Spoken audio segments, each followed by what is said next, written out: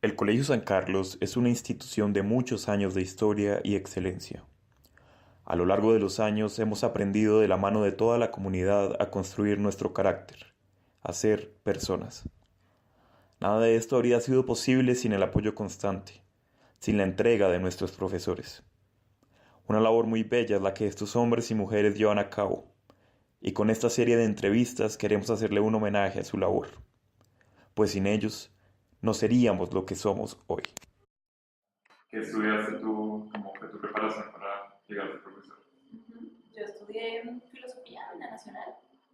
Eh, digamos que no estudié una licenciatura, digamos que no estudié una carrera propiamente que está hecha para formar profesores, pero la filosofía es una carrera que se ejerce sobre todo dictando clases, entonces digamos que uno aprende mucho de eso a medida que va avanzando en la carrera. Eh, aparte de eso, yo hice una maestría en la universidad y como parte de la maestría dicté unos cursos en la universidad, entonces digamos que ya tenía como alguna experiencia dictando clase, aunque es muy distinto entre clases en la universidad que en el colegio, pero ya tenía algo de contacto como con dictar clases. Bien, yo inicié la licenciatura en Ciencias Sociales en la Pedagógica, estudié la mitad de la carrera y paradójicamente, y siendo muy sincero, hice mucha locha, estaba muy perdido en esa época, un poco díscolo, y un profesor de geografía, el profesor Pérez, que es uno de los fundadores de la geografía moderna en Colombia, me dijo que no estaba a gusto, que no me veía feliz y que para hacer esto tenía que estar feliz. Paradójicamente digo porque la universidad donde no se forma como licenciado. Me fui para la Nacional, pasé a Historia de la Nacional y allá pues como que hice mi vida académica, la pasé muy bueno, pero una salvación, era cierto. Y luego de ello pues esa ha sido como mi formación, ahorita terminé la maestría en educación en la Nacional y estoy en el trance de la tesis. Entonces es paradójico porque me retiré de la pedagógica, de forman licenciados, estudié en la Nacional donde no hay pedagogía, es historia, pero ahorita, digamos, supliendo un poco de eso, pues estoy haciendo la maestría, porque al final sí es una vocación, sí fue mi vocación. Yo había trabajado un rato en televisión y pues en realidad fue una experiencia un poco agridulce para mí. Y yo estaba tratando de buscar, me acuerdo que en esa época estaba tratando de buscar empleo en el Ministerio de Cultura, en la parte de cinematografía, y básicamente lo que me dijeron era que mi hoja de vida estaba muy chévere, que tenía toda la experiencia, pero que no me podían pagar, lo cual es típico en este país. Pero entonces mi mejor amigo del colegio, él estaba trabajando acá como profesor. Y él me dijo, no, mire, me están necesitando un profesor de inglés. Usted que también siempre ha tenido el inglés, bueno, ¿por qué no aplica? Y yo, It was a couple of years after I graduated that I finally enrolled in college. I worked and I just worked odd jobs for a couple of years. I traveled. And finally, I enrolled in college. I began as an education major to teach in a public high school. But I really and quickly became disappointed with the array of pedagogical courses that are required if you take an education-based track, which is different than studying literature. Literature is an entire different course of study.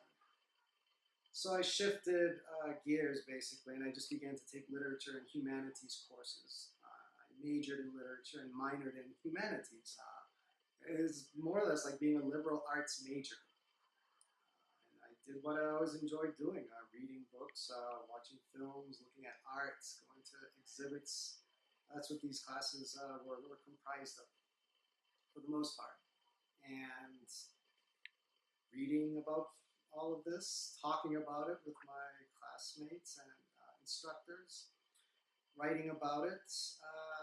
It's just what I enjoyed doing until I graduated college, and I never thought that day would arrive, and I didn't know what to do. As most people who graduate with an English major tend to realize, it's like, what do I do now? You know, a lot of people in the States especially study literature to go on and become lawyers. That's a big, it's a primary course of study for lawyers before they enter law school is to study literature or history. I didn't have that interest. I thought I would just go on to graduate school, become a lifetime student. But first I came to Colombia for a few weeks. It was just a vacation, and I liked it. I wanted to do some more traveling around the country, to the point where I let my passport expire. I was kind of stuck here until I was doing the paperwork to go back to the U.S. and someone told me about a job at the Abraham Lincoln, that they were looking for a teacher. It was August. I think literally a couple of days before I was going to go back, they called me from the school and they asked if I was interested, and I was. And that's how I became a teacher. I had no plan whatsoever of being an instructor. I wasn't sure what I wanted to do with my college studies at that point. I was doing a little writing for some independent music magazines here and there. I was considering that end. Maybe I could do something with that. But I had no definitive plan to become a teacher. ¿Cómo encontró esa vocación de ser profesor? Pues yo me acuerdo que cuando hice servicio social en el colegio, en bachillerato, una de las opciones era como nivelar niños. Y como que eso fue algo como intuitivo, a decir verdad, como que me sentí muy en mi salsa, no me veía en cosas con matemáticas, no me veía, digamos, como que mi espectro de carrera no era algo como que, bueno, medicina, esas cosas, como que no, o sea, incluso hasta quería ser militar, así todo, estaba muy descocado.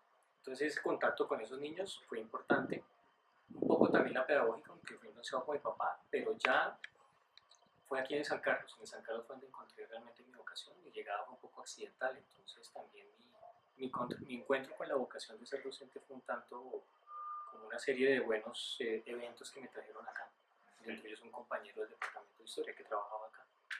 ¿Esa fue su forma de llegar con el compañero del departamento? Sí, Carlos Valencia se llama él, ahorita está en Brasil.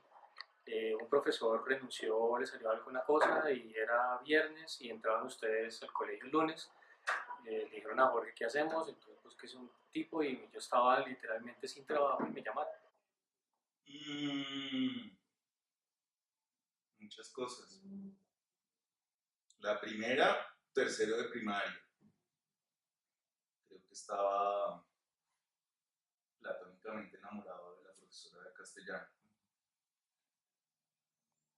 Y alguna vez me acerqué, vencí mi gigantesca timidez y me acerqué y le pregunté qué tenía que estudiar para ser profesor.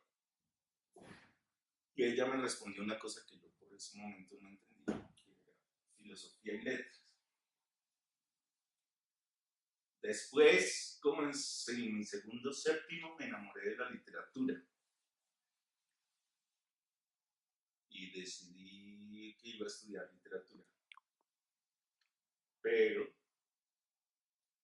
también sabía que la única parte donde quería estudiar era en la nacional. Y en esa época no había la carrera de literatura en la nacional. Lo que más se acercaba era una cosa que se llama filología de idiomas, que es el estudio del lenguaje y de la literatura también, que para ese momento tenía un altísimo componente pedagógico. Es decir, el perfil profesional del licenciado en filología de idiomas era fundamentalmente dedicarse a la docencia.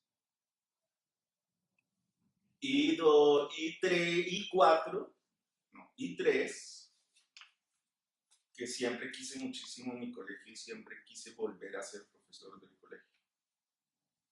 Y en efecto sucedió cuando era bastante joven. Y desde ese momento como que me encarreté con la docencia y aquí estoy.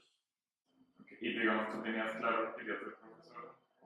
Yo tenía claro que me gustaría ser profesora, al menos en algún momento de mi vida. Eso lo tenía claro. Desde chiquita, desde antes de estudiar filosofía, siempre pensaba como que sería muy chévere ser profesora. ¿Y has enseñado en otro colegio o solo? No, 100% San Carlos. ¿Cómo fue el primer año? ¿Cómo fue la experiencia de llegar?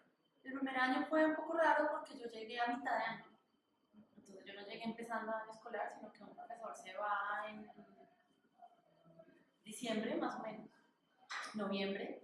ese profesor no termina tampoco el periodo, entonces hay ahí como un periodo de vacío y yo llego en enero, llego a mitad de año.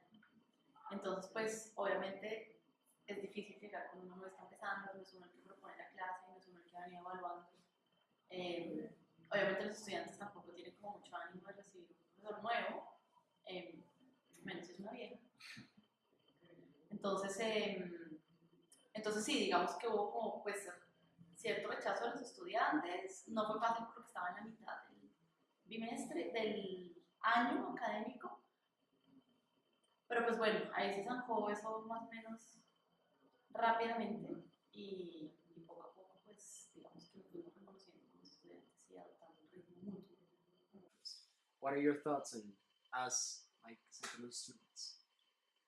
San Carlos, well, you know what's curious about San Carlos students is I get a lot of perspective about San Carlos and the students from when I'm outside of the campus talking to people. Because whether you realize it or not, there's a lot of curiosity about the school itself and about the students. And I think people have a hard time trying to, they can't figure out the balance between Benedictine monks, you know, and kids who come to the school looking like the Ramones, you know, some of them. And and that bothers people too, that they can't stereotype or categorize people so easily. Because I've been asked a lot, well, what's the vibe? What are the students like? And I say, well, it's not that easy to explain. And I think that's good because I think it's a very it's a unique atmosphere and a unique group of students. Not only the ones who are here, but I've been, not that I go out too much, but when I go to reunions or gatherings, birthday parties, I always run into an ex-San Carlista. They're unavoidable. They're everywhere. My girlfriend's ex-husband is a San Carlista. And it always seems like that the person with whom it's easiest for me to get along with is the person from San Carlos. I don't know what it is. It's just, and I think it has a lot to do with the upbringing in the school. It's just they sort of exude this sort of ease and sociability. So that's one thing. I don't know if I'm even answering the question, but it's something distinct. It's something that's not easy to describe. But I like that. I like the fact that it's a group of students that are difficult to define or categorize in very certain terms. People say, or they hear about people going off to win the Olimpiadas or this or the ONU and the first place in everything. Like, but they're always winning. They're always winning, and they. Sometimes I've shown my girlfriends like pictures, and they're like, and she can't like figure it out. And a lot of people are like that because they see the image, you know, they see this long-haired kid, unshaven, just crazy hair. And they're like, they expect someone in a uniform, a blazer, or a tie. And so I like that fact. That I think it really makes some people uncomfortable, and that the school does as well as it does. And because the school does tend to not advertise itself so much as other schools. I mean, it accomplishes so much that you don't see on the web page, like these front page headlines, like, oh, we're the best in the country, or we're doing this, we're doing that. It's done very discreetly. And I think that's how the students act as well. Pues es que el San Carlista es una persona muy, a ver, es una persona muy notoria porque es una persona que es muy orgullosa de lo que es y de lo que significa el ser sancarlista. Quizá el significado del sancarlismo, si se puede decir así, es un poco borroso. No se sabe muy bien realmente qué es ser sancarlista. Y hay tantas interpretaciones, además porque hay tantos muchachos de diferentes mentalidades que es muy difícil. Pero mi percepción de la idea del sancarlismo es que tiene cosas muy buenas, pero también tiene cosas muy malas. O sea, nosotros lastimosamente siempre nos ocultamos en lo bueno, que somos los mejores y lo mejor de lo mejor y toda esa cosa. Y uno sale un poco como de esta burbuja y se da cuenta que hay un mundo muy grande y muchas veces por nuestra propia prepotencia un poco, también nos da un poco duro eso. Y es algo que también dentro de la idea del sancarlista tiene que cambiar un poco. La primera impresión que uno tiene es que son estudiantes muy pilos. Lo digo yo porque yo le dictaba clases a estudiantes que estaban en primeros semestres en la universidad. Y entonces digamos que tenía ahí como un punto comparativo de personas que estaban ya empezando en la universidad y estudiantes que estaban terminando el colegio. Y entonces podía ver que ustedes estaban en su mayoría, o digamos en promedio, bien preparados, que eran estudiantes inquietos. Me gusta que son estudiantes que dicen lo que piensan, que no tienen miedo de decir lo que piensan. Me gusta mucho del colegio y eso va haciendo un perfil de estudiante también, que no hay como una normalización de que todos los estudiantes tienen que ser iguales, decir lo mismo, comportarse igual, tener el mismo trato hacia los profesores. Eso es algo que a alguna gente le puede gustar, pero que a mí me gusta mucho porque uno como que puede ver como la personalidad y el modo de ser de cada estudiante y el colegio les da esa libertad. Eso me gusta. Del perfil del estudiante en San Carlos, que no es común ver en otros estudiantes de otros colegios que son muy parecidos y que están más, responden más como un ideal de lo que debe ser, todos como que siguen ese ideal. De resto, pues, diría que son inteligentes, tienen como un buen capital de formación, que creo que viene cuando son chiquitos, pero a medida que van creciendo cada vez se van interesando más. Cada vez, digamos que el promedio, entre menos les exigiera, les gustaría más, me parece. Creo que eso hace parte un poco como de la etapa de la vida que están viviendo, pero también de, no sé de qué, de la época o de qué, pero pues eso también se vuelve como un reto para el profesor, esa exigencia. ¿Cómo ha sido la experiencia de profesor? Usted estuvo sentado acá como nosotros en las aulas. ¿Cómo fue volver al colegio, pero del otro lado? Ha habido dos momentos distintos. El primero, del 91 al 95-6, fue una cosa, estamos hablando de que todavía no existía internet masivamente, no había celulares, etc. Y era una cuestión con una altísima carga, digamos, puramente académica. Yo hoy lo reviso y no lo volvería a hacer así. Pero mis ex alumnos me lo agradecen profundamente. Yo lo que intenté hacer fue traer la universidad al colegio. Dada mi cercanía con la universidad, yo estaba acabando la universidad cuando me encontré con el padre. ¿Eso era 11 o cuando? De décimo fundamentalmente, y rotaba año a año, dictaba o inglés en octavo, o inglés en séptimo, o taller literario, que era una electiva de la época, o el periódico, que era una electiva de la época, y alguna vez dicté 11, pero fundamentalmente donde más me concentraba era en décimo. Creo que nunca dejé de dictar en décimo. Y pues era una cosa muy rigurosa, muy universitaria, que no le calaba a mucha gente, pero a los que les calaba les parecía muy bueno. Incluso me lo agradecen hasta ahora. Y una segunda fase en donde creo que, en buena parte porque la lectura ha cambiado, porque los hábitos de estudio han cambiado, porque las preocupaciones por escribir también han cambiado, me voy más por el lado del sentimiento y de la humanidad que por el lado del cerebro.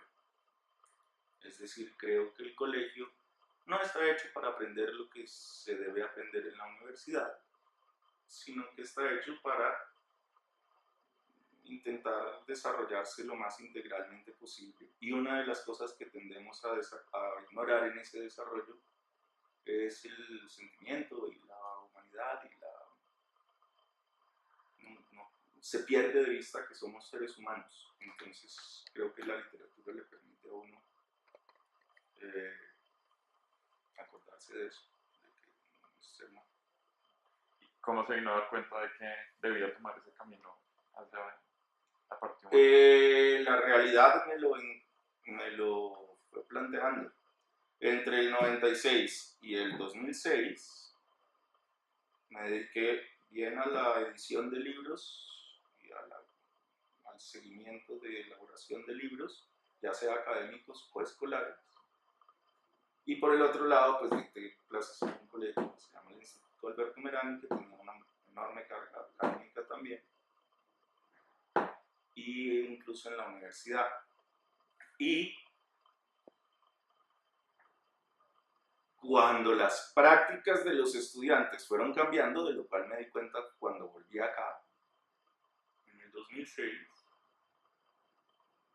la práctica de lectura ya no es la misma, la concentración ya no es la misma, la práctica de escritura tampoco, la necesidad de leer y de escribir son distintas.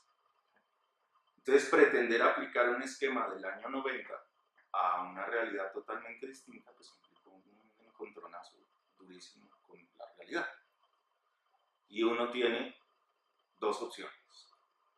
O pretende que la realidad es igual y por ende intenta forzarla al máximo para que encaje en el paradigma que yo quiero que encaje, o yo me amoldo a la realidad. Entonces, para ilustrarlo, hay una historia zen muy bonita que dice que una vez invitaron a un monje o a un practicante de los Estados Unidos al Japón, y el tipo cogía las tazas de té y las cogía con fuerza, con tal fuerza que las rompía. Entonces el tipo dijo un día: oiga, ¿qué les pasa a ustedes los japoneses que hacen unas tazas de té todas debiluchas y todas pendejas? ¿Sí? Y el monje del monasterio le dijo: no, la taza está bien, el problema es usted, porque es usted el que debe amoldarse a la taza y no la taza a usted. Que viene a resumir esa idea de que pues, si la realidad cambió, pues soy yo el que tiene que amoldarse a la realidad. Ya sabemos que usted fue profesor durante un periodo. Cuéntenos cómo fue esa experiencia de ser profesor. A ver, yo creo que no ha cambiado. Entre ser profesor de un grupo de estudiantes, de niños, o adolescentes o adultos. Porque durante los 40 y pico años que llevo en la educación, como 45, he trabajado con niños de 6 años, en primaria, en bachillerato, en pregrado y en posgrado. He sido profesor en maestrías. Y digo que no ha cambiado porque me parece a mí que la función educativa es siempre lograr que el otro llegue a ser lo que debe ser. No es tanto qué es lo que uno enseña, sino qué es lo que uno promueve para que el otro llegue a ser persona, se desarrolle con sus talentos, se desarrolle con sus capacidades. Yo pensaría que para mí el trabajo más gratificante fue con los niños y los adolescentes, porque uno se encuentra con personas diáfanas, transparentes, sinceras, con las cuales uno puede intercambiar respetuosamente ideas y buscar lo mejor para ellos. Y digo que para mí ha sido la mejor experiencia porque cuando fui profesor en la universidad, sobre todo en los posgrados, llamémoslo así, los estudiantes más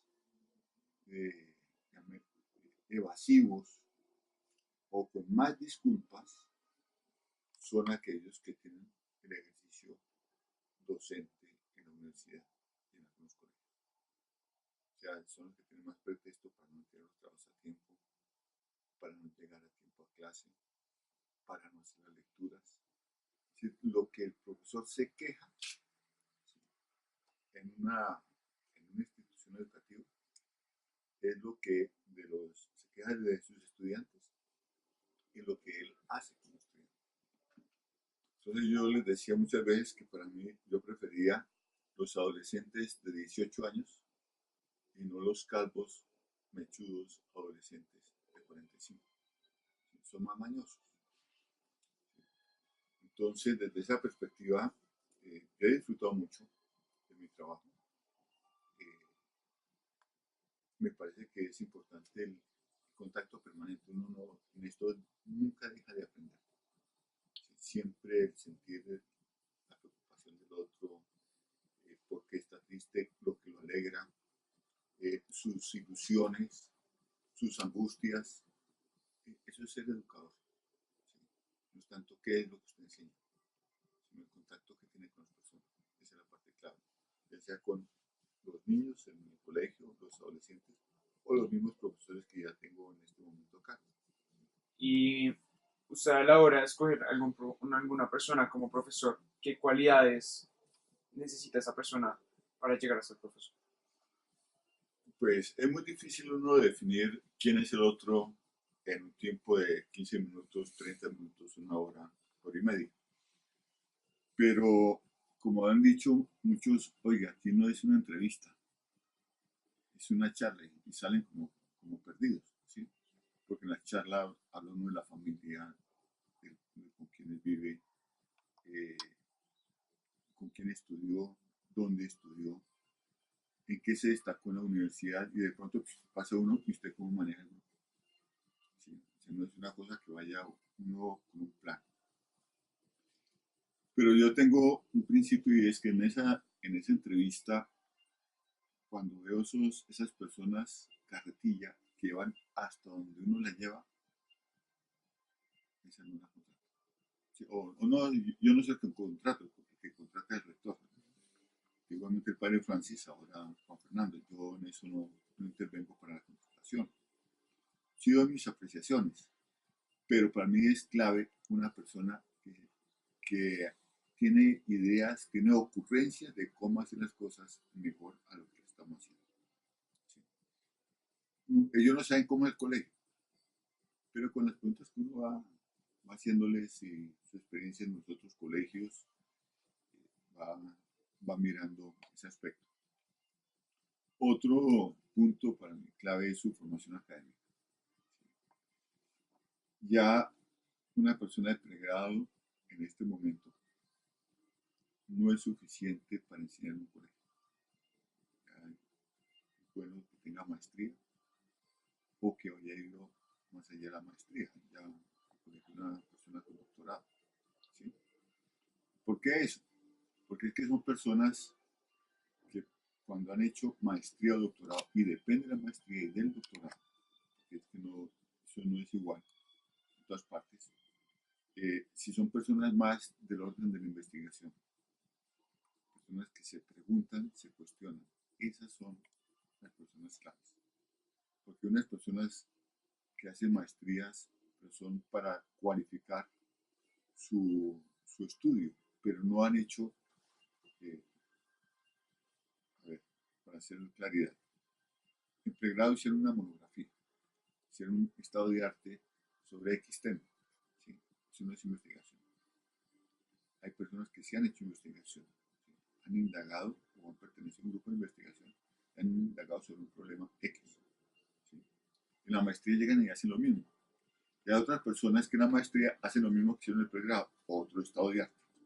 ¿Sí? Esas son personas que se cualifican profesionalmente, pero no son personas de aporte académico. ¿Sí? No todos sirven para investigadores.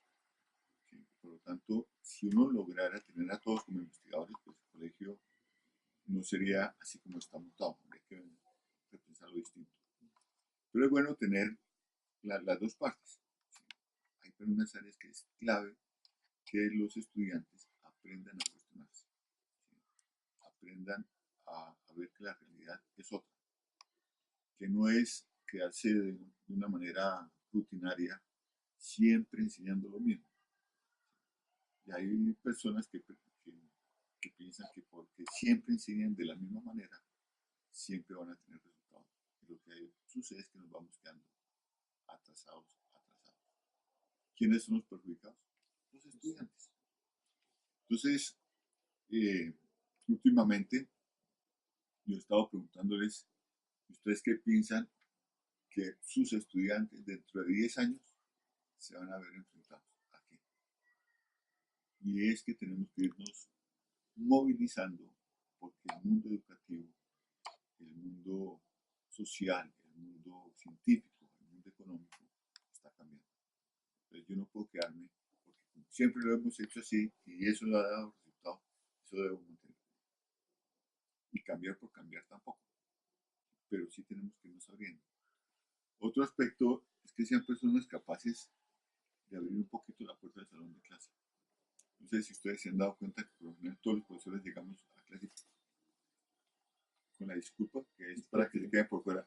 Sí. Porque está haciendo frío. Sí, pero no, siempre tenemos el salón cerrado. Sí. Y no solamente aquí en el colegio, eso es en general. Y hay colegios que la puerta tiene un vidrio, ¿sí? Para poder ver qué pasa adentro. ¿Sí? Porque es que son sistemas donde los chinos, donde hagan cualquier cosa, son sancionados. ¿Sí? Entonces, es buscar que el profesor pueda trabajar con otros.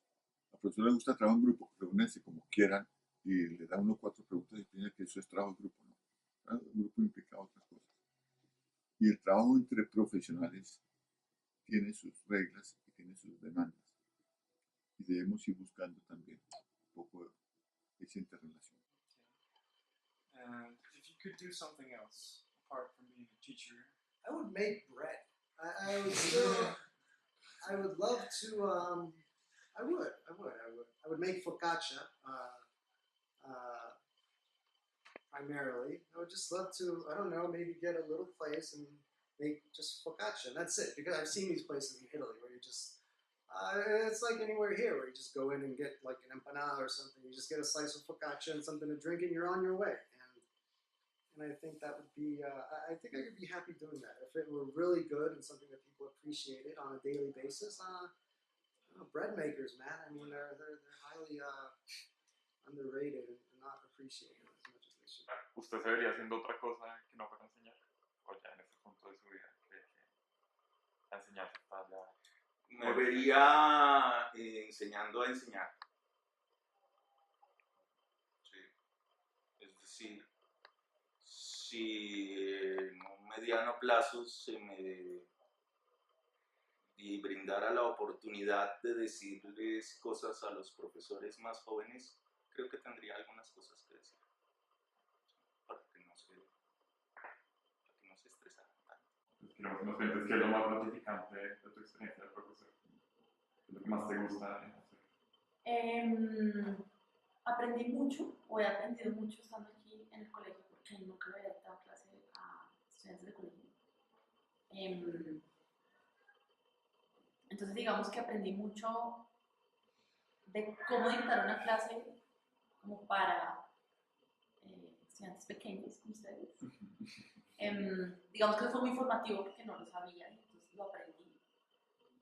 Aprendí mucho también de mi propia profesión y de lo que había estudiado, porque es distinto cuando tú estudias una cosa a nivel universitario y luego tienes que transmitir una cosa a otro nivel.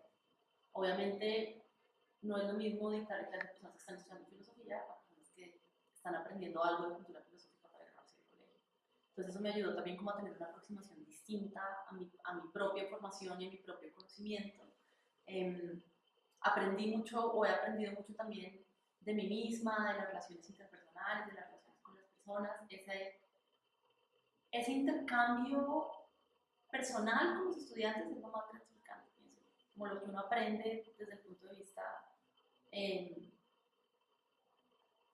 personal, lo que uno disfruta, lo que uno crece desde el punto de vista personal es lo más gratificante porque no es usual que ocurra así en un trabajo común y corriente, que tú tengas que tratar con 200 personas todo el tiempo, con 40 personas cada hora de clase. Como ese nivel de interacción personal es una cosa muy privilegiada de este trabajo. Entonces eso es lo que yo encuentro más gratificante, más que ustedes aprendan como aprenden. De nuevo, agradecemos a todas las personas que han participado a lo largo de nuestra educación en el colegio. Admiramos profundamente la labor de los muchos profesores que desinteresadamente se levantan todos los días muy temprano en la mañana, con el único propósito de educarnos, de hacernos lo que son.